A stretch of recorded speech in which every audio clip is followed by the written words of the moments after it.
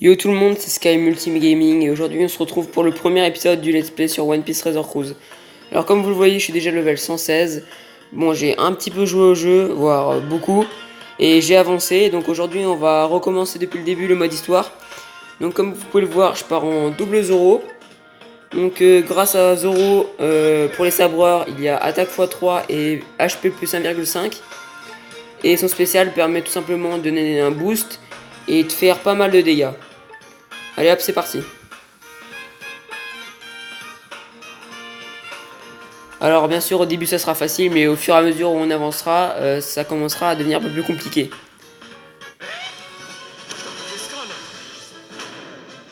Bon là, sans trop de soucis, je vais réussir à les battre. Donc désolé si sur les débuts des let's play ça sera un peu lent et un peu trop facile pour vous. Mais moi j'ai trouvé ça intéressant quand même que pour les plus jeunes, enfin les noobs on va dire sur le jeu, voyez à quel point il n'y a pas de quoi s'affoler sur le jeu, il est vraiment très très facile. Voilà déjà, premier chapitre réussi.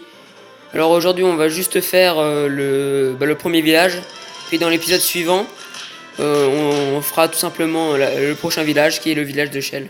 Alors c'est parti, on enchaîne sur le deuxième chapitre. On part toujours sur double Zoro. Donc moi ça fait seulement un mois que je joue au jeu et vous pourrez voir que je l'ai pas mal tryhard ce jeu. Et avant tout, il faut savoir que ce jeu est vraiment un jeu de réflexion. Il faut surtout lire ce que font les personnages et trouver des personnages avec des aptitudes un peu similaires. Donc là, aujourd'hui, ce sera vraiment du blabla. Parce qu'il n'y a vraiment rien à regarder. Hein. Allez, le boss, c'est parti. Donc là, si vous ne le reconnaissez pas, c'est on va dire le pirate à 8 millions de berries au tout début qui a balancé Luffy dans la mer. Et il y a eu l'intervention de Shanks qui a laissé un bras contre le monstre marin. Donc voilà, hein, deuxième chapitre terminé. On va passer au dernier. Puis on s'arrêtera là pour aujourd'hui. Et puis demain, il y aura un autre épisode pour le village de Shell.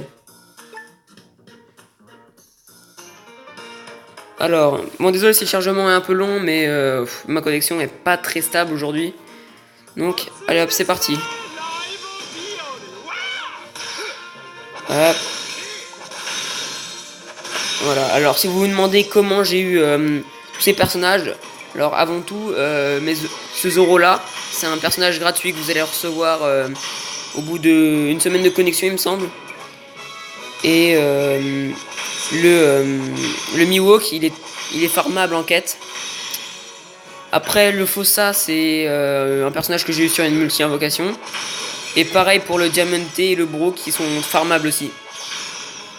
Bon alors. Ah, on est déjà au boss, j'ai même pas vu le temps passer. Donc bah là il va se faire one shot hein, par mon Zoro. Donc voilà. Donc ce village fuchsia est vraiment pas compliqué du tout.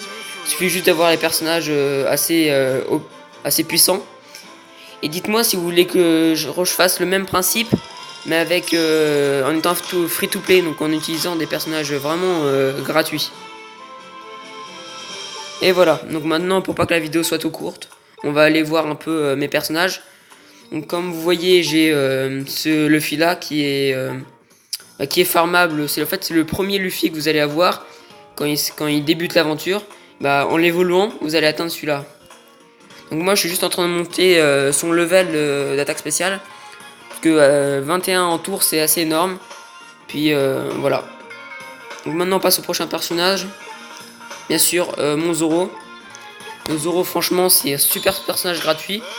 J'ai quasiment tout fait. Sauf les points de maîtrise qui sont un peu plus compliqués à faire. Alors s'il y a des débutants, le point de maîtrise ça se trouve dans la carte au trésor. Donc ça dure un peu plus 2-3 jours. Et ça vous permet d'avoir des nouveaux personnages et d'augmenter d'augmenter vos personnages en points d'expérience. Donc on va continuer sur Arlong. Alors Arlong c'est pareil, hein. C'est un personnage que j'aime bien mais malheureusement que j'utilise pas. Parce que pareil, trop long en tour. Alors ce Arlong là il est farmable sur l'île bonus, hein, c'est aussi un Arlong gratuit. Donc ensuite, une des 6 étoiles que j'adore, Corazon, Rosinante pardon. C'est franchement un des seuls personnages du jeu à redonner de la vie efficacement. Et c'est surtout un des seuls 6 étoiles à le faire. Donc franchement, si vous l'avez, gardez-le.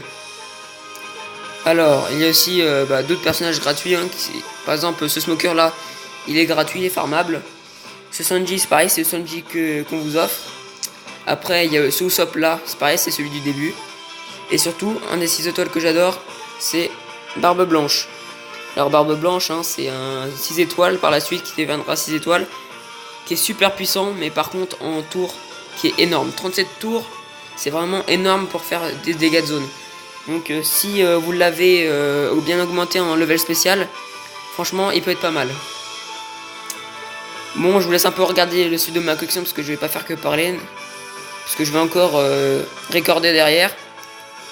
Donc franchement, en 3 semaines de jeu, vous allez en avoir des personnages. Hein. Si vous aimez ce jeu et que vous accrochez comme moi, franchement, il n'y aura rien de compliqué. Voilà, alors les bouquins, alors là on passe aux bouquins. Les bouquins, c'est pour augmenter le level spécial de votre personnage. Donc il y a à peu près 50-50 de chances que ça marche. Et puis voilà, le reste, c'est vraiment que des petits personnages que j'ai eu en invocation. Bon, ça sera tout. C'était Sky Multigaming. Moi je vous dis à la prochaine.